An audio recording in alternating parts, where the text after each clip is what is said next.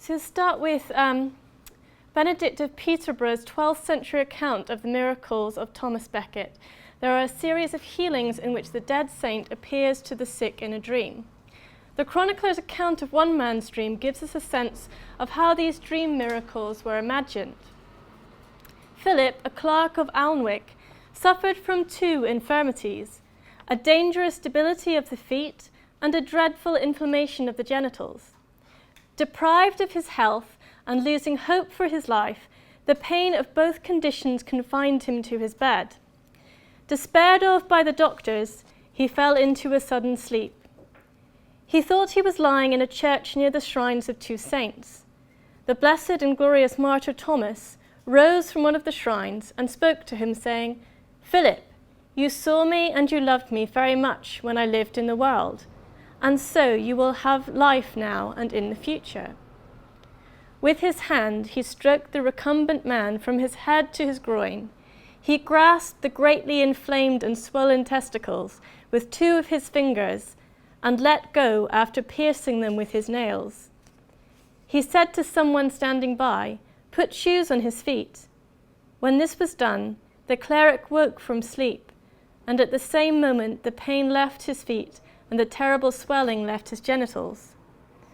And although men are easily deluded, he realized that this was not a dream, for he found that the skin of that area was indeed burst by the nails of the martyr. His testicles had drained and shrunk back to their proper size, and he was lying in a great deal of water. He rose healed, and making the long journey, he came to Canterbury. A number of dream healings can still be seen depicted in the 13th century stained glass panels known as the miracle windows in Canterbury Cathedral. So this, of course, is a long period before the time period of this talk, which is the 17th century.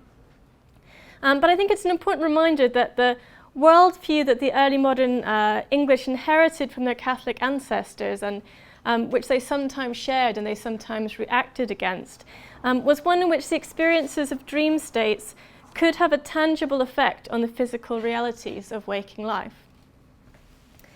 So whether or not we believe that dreams bear any relation to our waking lives, dreams can have a dramatic emotional impact on the dreamer.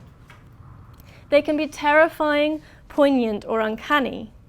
And how the dreamer interprets these emotional experiences is shaped by his or her historical or cultural situation.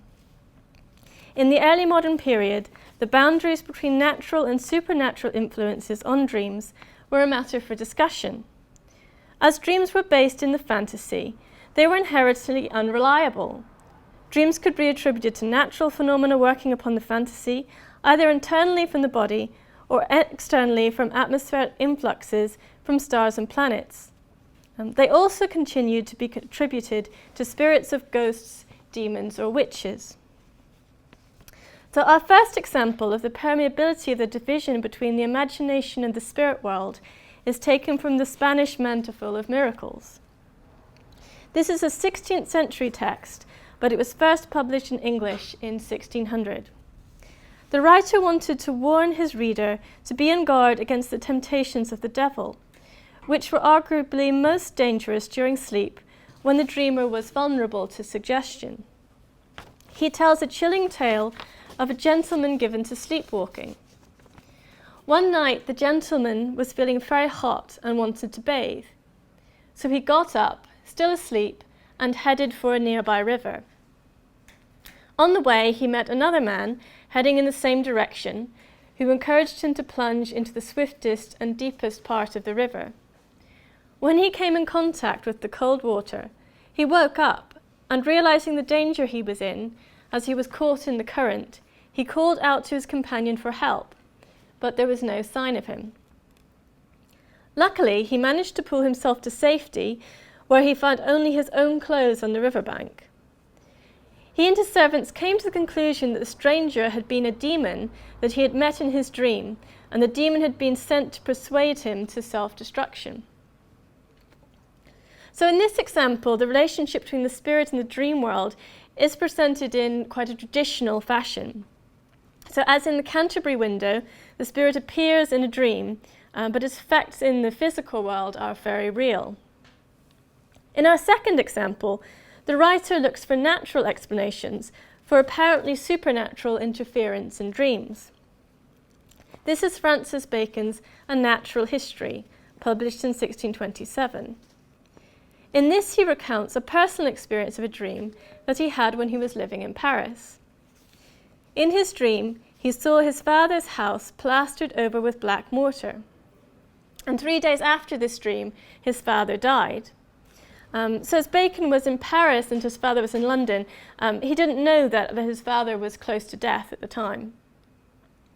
So Bacon attempts to explain this apparent premonition in natural terms, so without reference to supernatural spirits. So to do this, he turns to the idea of sympathy, the idea of invisible forces at work in the world, but not aided by any supernatural powers or spirits. So he suggests that what he calls secret passages of sympathy between blood relations explains why relatives so often report having some kind of inward feeling of the death of a relative, which is how he interprets this dream.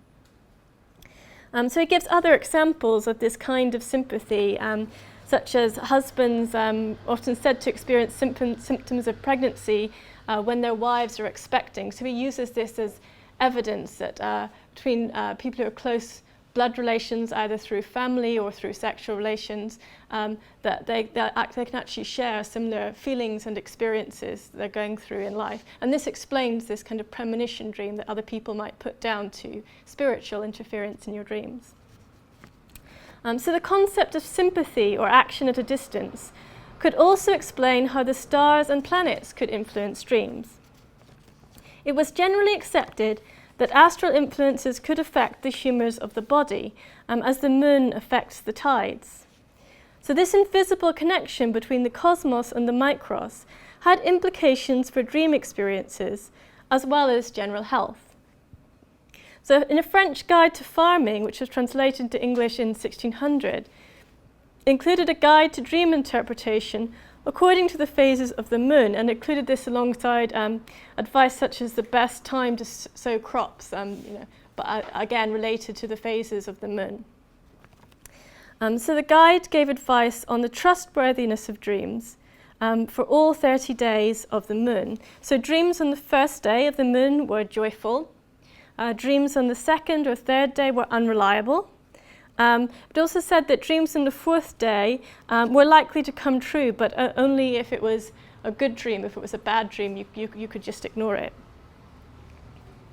The guide also gave guidance to other matters, such as the likelihood of medicine being effective and the prospective health and temperament of children born on a certain day of the moon. So many early modern commentators, therefore, saw their dream experiences as having significance in the external world of the dreamer. So although the dreamer were asleep, they were still connected to cosmic events.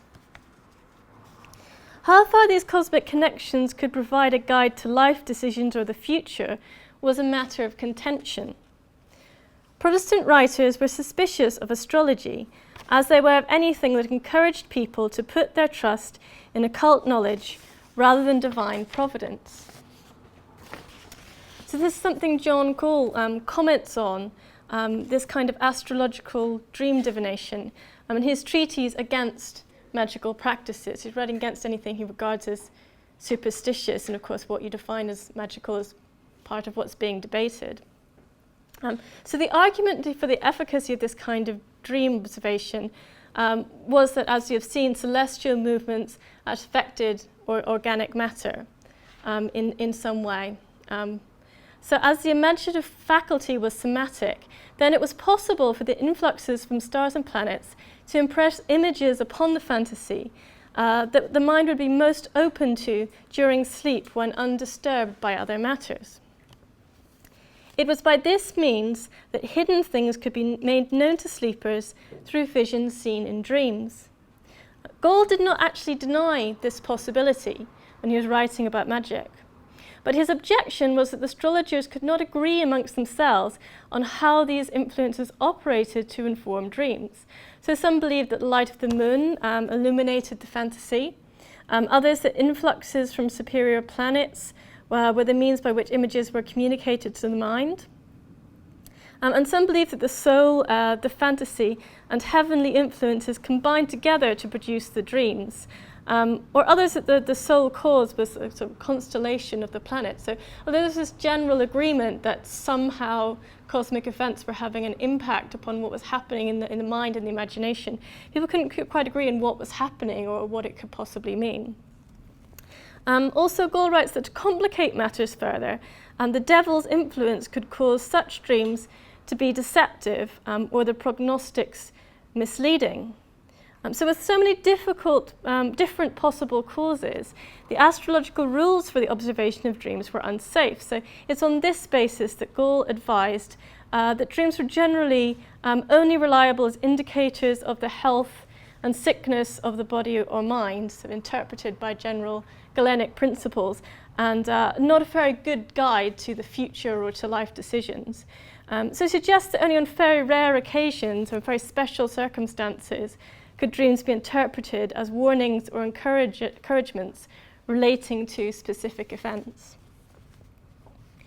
Our modern thinking, being influenced by Freud, tends to see dreams in terms of the internal and the immaterial, so of personal desire and of the psyche. In the early modern period, dreams were seen in terms of the external and the material.